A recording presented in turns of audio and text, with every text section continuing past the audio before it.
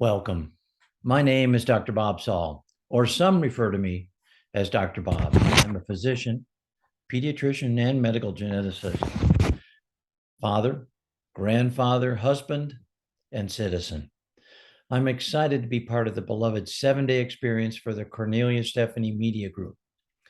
I invite you to tune in other days for the other experts via this app that you're using today. I hope that you will return on Saturdays at this time as we explore conscious parenting. Let me again come back to what conscious parenting is in my conscious parenting is the learned ability of parents to understand their interactions with their children and to alter their responses to maximize positive responses and to minimize negative responses. Now, this is hard work. This is not an innate ability. This is not something you become a parent and all of a sudden it's obvious. This is not something that your parents necessarily tell you how to do. This is not something you can quickly pick up in a book or on TV or on a YouTube video. This is work. And let me emphasize sort of the three major components I put with this. One is learning. You need to be conscious as a parent, you need to be conscious of the surroundings, what's happening around you, and your own feelings and your actions. Why am I feeling this way? What am I doing? So you need to sort of be present in your own life in terms of trying to understand what is happening and what's going on. And you need to know the feelings and actions of your children. How are they feeling? How are they reacting? How are you responding to their feelings and their actions? To do that, it's really, really important to understand the developmental stages of your children. And this is work that you're going to get from trusted professionals in terms of what to expect of a 6-month-old, a 1-year-old, a 2-year-old, a 4-year-old. Is it normal for a 10-year-old to have a temper tantrum versus a 2-year-old? These are things you need to learn about and learn how to deal with. When that 3-month-old is crying, it's not because they're spoiled. It's because something is not right and they need your help and they need your assistance. And they need you to do, whether that's changing a diaper, feeding them, holding them, or whatever. So you need to understand some of these processes that's going on. You need to learn to be conscious of your own responses and of the baby's and of the child's responses. Learning the developmental stages of your children is critical to this. You need to understand the dynamics of your interactions with your children. What am I thinking? What am I doing? Why am I responding this way to this circumstance on a Monday morning? I don't normally do this. Why did I get so irritated when they refused that Pop-Tart? Why did I get so irritated when they did this or when they did that? Or why did they get so irritated when I did this or when I did that? You need to sort of try to understand the dynamics of the interactions. Knee-jerk reactions are not helpful. An understanding of what's going on is critical going forward. And then a crucial step, you need to look at your actions and reactions that might need to be altered to maximize activities and to minimize negative responses.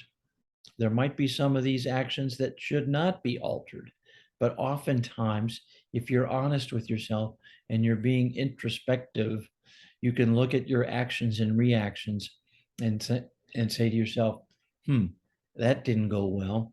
What can I do differently to get a better response? Or what could I have done differently to minimize the negative response? I liken this to if you're a real audiophile and you love to listen to music, and back in the old days when we had these huge stereo systems and people would get the balance and the fade and the treble and the bass and all of these things. Basically, you learned how to modulate the dials on the stereo system to maximize the sound coming out and to maximize your listening pleasure. I liken parenting very similar to that. I think you're looking at the dials uh, of of parenting. You're looking at your treble, you're looking at your bass, you're looking at your fade, you're looking at your balance, and how you can try to enhance those abilities going forward. And if you've got things out of balance, if you have too much trouble, not enough bass or whatever, how to do that so you can minimize negative responses, maximize the music, minimize the negative music. But conscious awareness also means you're constantly listening to your children. Now, don't get me wrong, you're never constantly listening to your children, but you need to be present. You need to be actively listening when it's indeed appropriate. So that is very important. You need to be present. And this is a real back and forth process with parents need to be in a constant state of growth and introspection. You need to be thinking about, am I doing right? Am I being present? Am I interacting with my child in a positive way? Am I looking at my actions appropriately? Am I being introspective enough? Am I learning what I'm doing? Active listening. Sit up. Maintain good eye contact and actively listen. I heard a talk yesterday that sometimes it's okay to be silent, SILENT, so long as you listen, LISTEN. Notice it's the same letters. So you can be silent, but please listen. Turn off the TV, put down the cell phone. You cannot be interactive. You cannot be appropriately listening and taking in what your children are saying if you're looking down at your phone, if you're glancing at the TV. And I'm the first one to be guilty of this. My wife will oftentimes, when the TV's on and I cast a sideways glance when the TV, as we're in a conversation, she'll just stop. And that reminder to me, you're talking to me, listen to me, let's engage, let's forget what's going on over there. And that's so important because I think we've lost track of that with our children and how to keep track of that going forward with our children. It's an active back and forth. So if the child is equally distracted, it's important that we set the right example, and it's important that we turn the TV off if they're looking at the TV. It's important that we put away their tablet, their computer, their smartphone, or whatever, to make sure they are appropriately listening and engaged in this active process. Now, I have a whole list of traits that I just will quickly run through because I'm going to talk about them next time.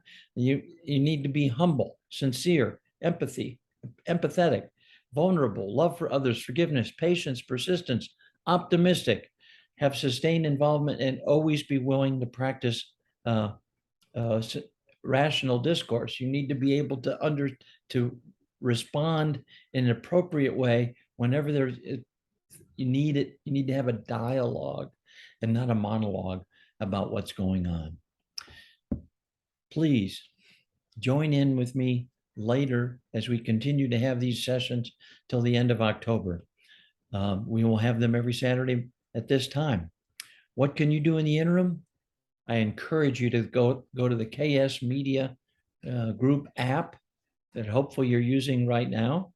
Go to the directory, go to your influencer at the top of the directory and find Dr. Bob. Purchase a copy of Conscious Parenting. It's an easy read and it will enhance our sessions. Thanks for listening, and I hope you all have a great week. Please take care of each other.